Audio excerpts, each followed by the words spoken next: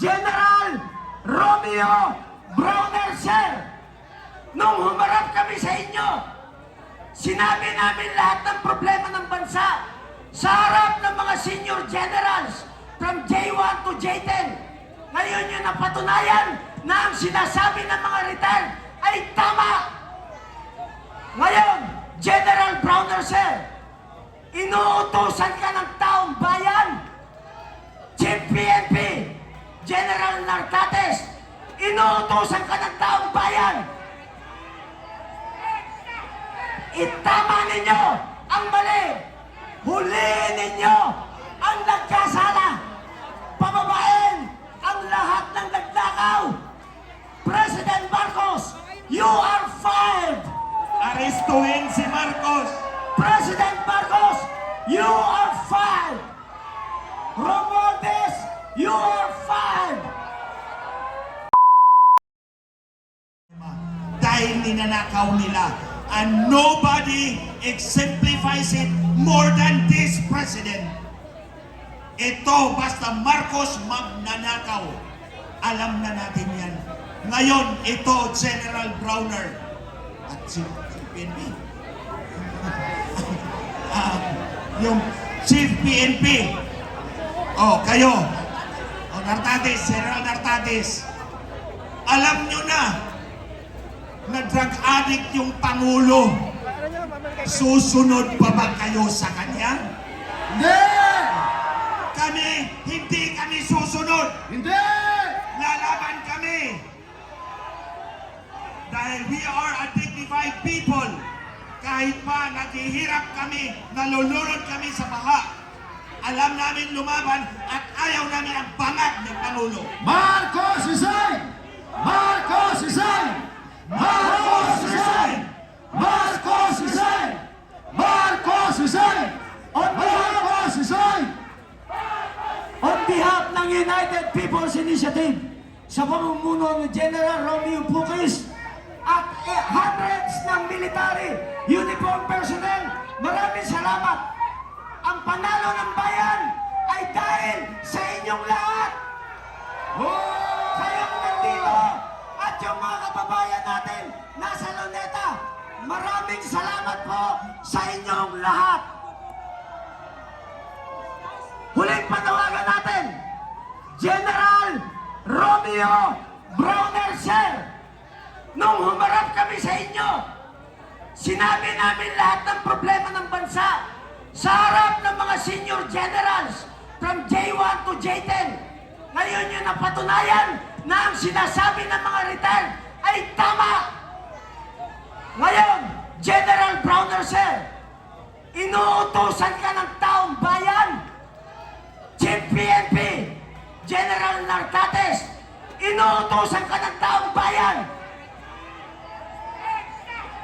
Itama ninyo ang mali. Huliin ninyo ang nagkasala. Pababain ang lahat ng nagnakaw. President Marcos, you are fired. Arestuhin si Marcos. President Marcos, you are fired. Romualdez, you are fired. Huling panawagan, magtawag pa kayo ng inyong mga kaibigan. Celebration natin ngayon hanggang bukas. Magsisindi tayo ng kandila. Magpapasalamat tayo at magdadasal tayo. Pasalamat sa ating dakilang lumikha.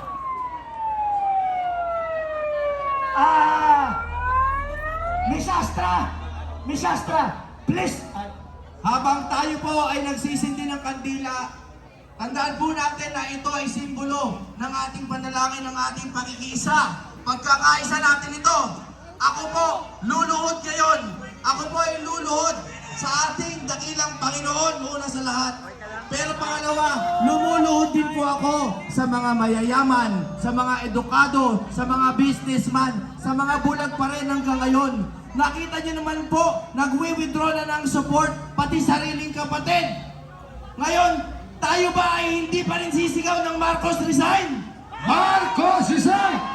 Marcos resign! Hindi po nila sabihin, Hindi nila pwedeng sabihin na ito ay inciting to sedition. Napakatagal ko pong inaral yan. Walang sedition dito. Tayo po ay nakikiusap hanggat tayo ay mapayapa pa. Marcos, please, resign!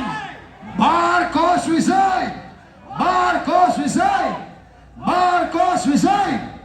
Marcos resign!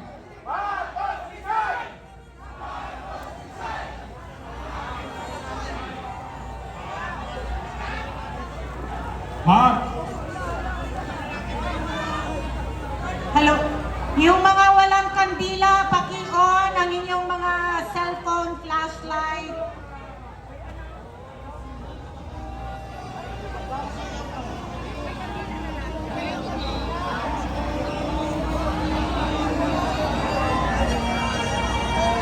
Tinatawagan namin yung imam na mag-pray.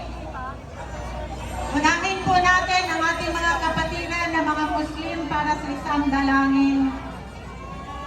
Yung mga cellphone po natin, ilaw ng cellphone, pakibukas at iangat. Bismillahirrahmanirrahim. Para po sa prayer ng mga Muslim. Bismillahirrahmanirrahim. Wassalatu wassalamu ala asrafil anbiya'i wal mursalin sayyidina Muhammadin wa ala alihi wa ashabihi ajma'in. Wa qala rabbukum ud'uni astajib lakum ya rabbal alamin. O Diyos namin, kayo po ay mahabagin. Diyos naming maawain. Diyos naming lumikha sa amin. At Diyos naming nagkaloob sa amin sa isang sambayanan na minamahal namin, ang bansang Pilipinas. O Diyos namin, nagpapasalamat kami at pinagkaloob ninyo sa amin ang araw na ito at ang gabi na ito at lumabas ang katotohanan sa aming suliranin sa aming bansa. O Diyos namin, gabayan niyo po kami at sana po magtuloy-tuloy na ito. At huwag niyo po kaming pabayaan, magsama-sama po kami, Muslim man o Christian o sino pa man sa bansa namin sapagkat ito po ay nag-iisang bansa na pinagkaloob niyo para sa amin. Amin ya Rabbal Alamin. Alhamdulillahi Rabbil Alamin. Ar-Rahman Ar-Rahim. Maliki Yawmiddin. Iyyaka na'budu wa iyyaka nasta'in. Ihdinas siratal mustaqim. Siratal ladzina an'amta 'alaihim ghairil maghdubi 'alaihim waladdallin. Amin. Walhamdulillahi Rabbil Alamin. Allahu Akbar! Allahu Akbar! Tayo po ay muling manalangin. Iyoko natin ang ating mga ulot, pigit ang ating mga mata. Ama, kami ay nagpapasalamat na narinig mo ang aming mga daing, ang mga iyak ng aming puso, lalo na ang aming mga kababayan na nasalanta ng lindol at bagyo. Tunay ka kang Diyos na hindi bulag at bingi. Iyong nakikita ang mga tunay na nangyayari. Kami sa gabing ito ay nagpapasalamat na inilantad mong lalo ang katotohanan sa mga nakaraang mga araw. At sa gabing ito, Lord, ay pinakita mo sa amin, ito nga ang katotohanan na ang mga namumuno sa aming bayan ay hindi maaaring pagkatiwalaan na mamuno sa kinabukasan ng aming mga anak at apo. Dahil nasa kanila ang pundasyon at kinabukasan ng aming bayan. Ama, nagpapasalamat kami na sa kabila ng mga kalamidad ay nandyan pa rin ang iyong awat biyaya. At sa darating na mga araw ay makikita namin ang panibagong araw at sigla ng aming bayan kung ang mga namumunong ito ay mawala na sa kanilang mga posisyon at muli kami magsimula bilang isang bayan na nagkakaisa. At Ama, ipinagkakatiwala na namin ngayon, bukas ay wala na ang mga nasa Malacanang. At itong aming dalangin sa pangalan ng Ama, ng Anak at Espiritu Santo. Amen! Sinasabi sa salita sa Isaiah 1:23, your rulers are rebels, partners with thieves. They all love bribe and chase after gifts. They do not defend the cause of the fatherless. The widow's case does not come before them. At dahil dito, sinasabi ng Panginoon ay wawakasan niya ang ganitong uri ng leadership. Let us all raise our hands to heaven. Let us pray and surrender the Philippines to our God. Father, we worship you for your goodness, O Lord. We thank you because you love the Philippines and you love the Filipino people. Our hearts are now being surrendered to you because we know that this victory is for our country and the victory belongs to you, Lord. You, Father, are able to judge both the body and the soul. At wala pong makakaligtas sa iyong katotohanan. Maraming salamat sa paghipo mo sa mga taong nagsalita upang mapahayag ang katotohanan. Ikaw po ang kumilos nito. Kung kaya't ngayon ay ikaw ay aming pinapasalamatan. You are good, O God! And the Philippines belongs to you! Maraming salamat because this transition is truly your work. Wala po kahit isang dugo ang tumanak. Wala pong kaguluhan na nangyari. Wala pong nasaktan dahil ikaw ang kumilos at gumawa ng paraan. Maraming salamat sa katotohanan na ibinigay mo.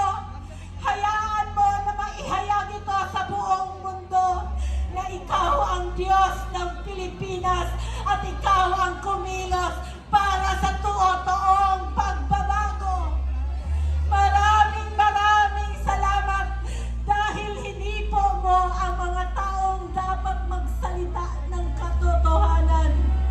Maraming salamat dahil binigyan mo kami ng lakas ng katawan, lakas ng pag-iisip, at higit sa lahat, binigyan mo ang bawat isa na nandito para sa pagkakaisa, O Diyos. We are thanking you, Lord, for making your glory known. Walang tao, walang organisasyon na higit na lumaganap dito, O Diyos, kundi ang bawat Pilipino na nagkaisa at nag-surrender para sa iyong pagkilos. Maraming salamat, O Diyos, dahil ngayon, ikaw din ay hihipo sa lahat ng aming kasundaluhan at sa lahat ng aming kapulisan, O Diyos. Ang kanilang puso, O Diyos, ay tatalima sa direksyon na iyong pinapasundan sa kanila. Maraming salamat sa gabing ito because victory has been given to the Philippines and the Filipino people na walang dugong tumalak. And Father, right now, we take this time, O Lord, to pray for our dear President Rodrigo Duterte, Lord. Yes, bringing home now. Malaki ang sakripisyo na kanyang ibinigay upang makamit namin ang araw na ito. Sa kanyang kalungkutan, alam namin na ikaw ay humihipo sa kanyang puso. Inalagaan mo siya na hanggang ngayon, siya ay may kalakasan ng kanyang puso at ng kanyang espiritu dahil iningatan mo siya dahil nagpakita siya ng kaibang pamumuno sa bansang Pilipinas. We are declaring right now, Lord, freedom for Tatay Digong!